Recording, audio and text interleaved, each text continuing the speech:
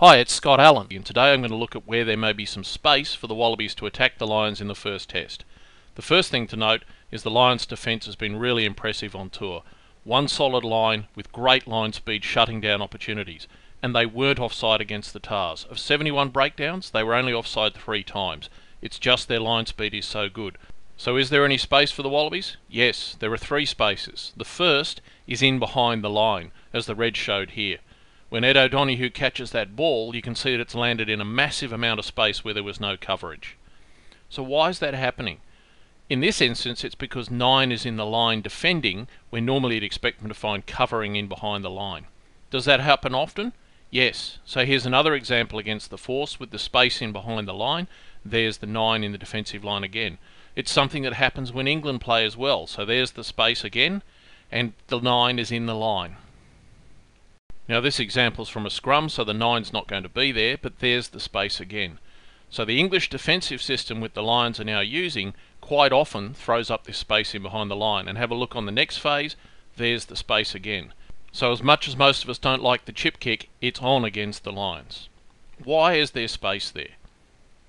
As I said, it's the English defensive system that the Lions are using, and we get a good example here. The space is there again against the Tars, and that's caused by the fullback being out wide, defending right in behind the winger. So if we have a look at it here, the fullback stations themselves in behind the winger. They're there to cover any space out wide and also to cover the wide cross kick. What that does though is expose the space in behind, and you'll see it quite often. So let's have a look at some of the other examples. There's the fullback out wide, that's why the space existed against the Force.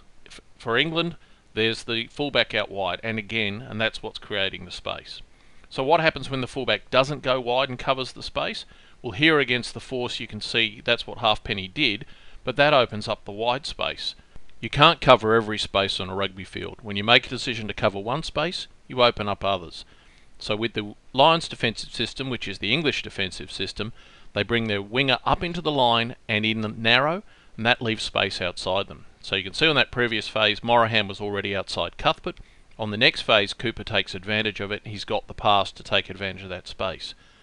The interesting thing here is that when Hogg comes across in cover, he meets Morahan on the halfway line. That means the entire backfield was empty, and we'll talk about that space later on in the video. Here's an example with England defending against Wales, and the open side wingers up in the line and quite narrow, giving North 15 to 20 metres free space. Again, the Welsh winger on the touchline, the English winger infield and up in the line, and on the next phase, same thing, and of course you can see the fullback straight in behind the winger. A pass out the back there, and Wales were away. And another example from the same match, Welsh winger on the touchline, English winger narrow and up in the line. Now from the Lions against the Reds, you'll see again the open side winger up in the line. There's no one in behind or outside him. In this case, there was space in between the winger and the centre because the winger had held back. There was also space outside. In this example, we see that space in behind the line I've talked about, plus the narrow winger. It's just a question of whether you can get the ball to the width and whether you're prepared to play with that width. You can see it here against the Tars again.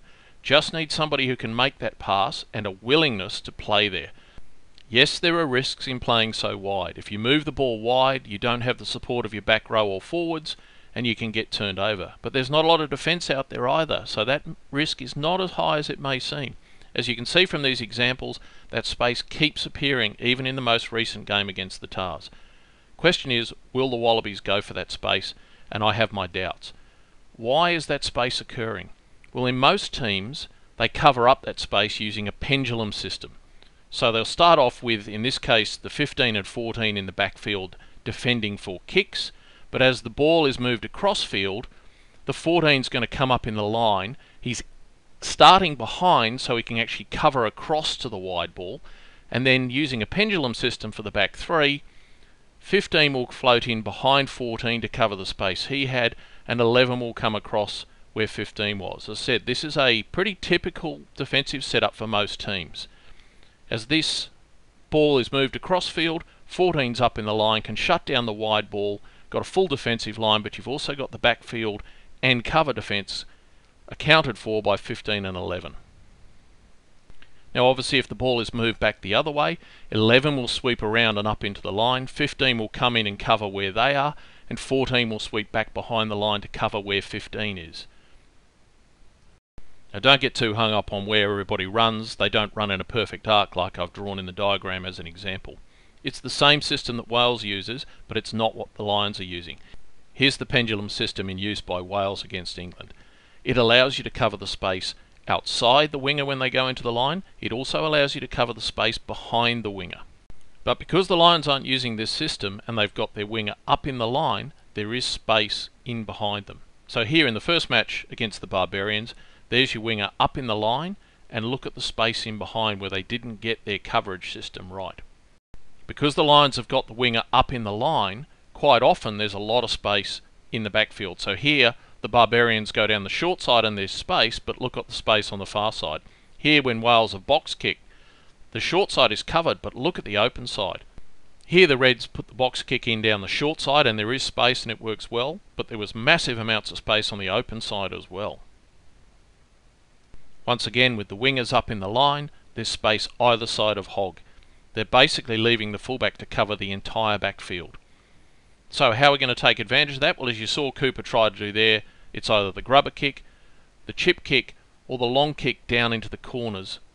Either get the ball back or put pressure on them, pin them in their own corner. Here, look at the two wingers and the halfback and how they try to help out Hogg. Hogg's got that entire backfield to himself. The others now run back only once the ball is kicked, and that leaves lots of opportunity. Yes, I know we don't like kicking, but kicking can be an attacking weapon.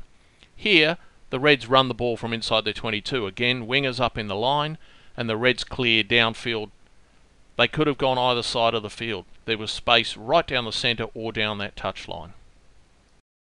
Now here the Reds, with only one playmaker, bring the ball to the side that Quade Cooper is, but if they had a second playmaker, look at the space that existed on the left side of the field. Hogg has to come across and cover the run, but the kick was on. Similarly again, down the right there is space in behind the winger who had dropped back that time, but again look at the space on the far side of the field. This time they actually use it quite well. The wingers up in the line and infield. Morahan gets the ball but goes into touch.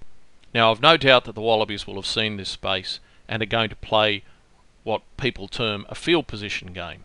But kicking, as I said, isn't just about field position, it can be about attacking. There are opportunities there not just to get distance on the ball, but to set up your wing, particularly someone like Israel Folau, as an opportunity to get the ball back. So the Tars bring the ball to the right side of the field. If they had a playmaker on the left as well, look at the space in behind the line there, or in behind the winger. And as they come to the next phase, look at the amount of space in behind the line and all the way across to the touch line. Again, there's the same space, and the Tars have got a winger on the far touch line. Yes, the fullback is coming across, but again we get to the next phase.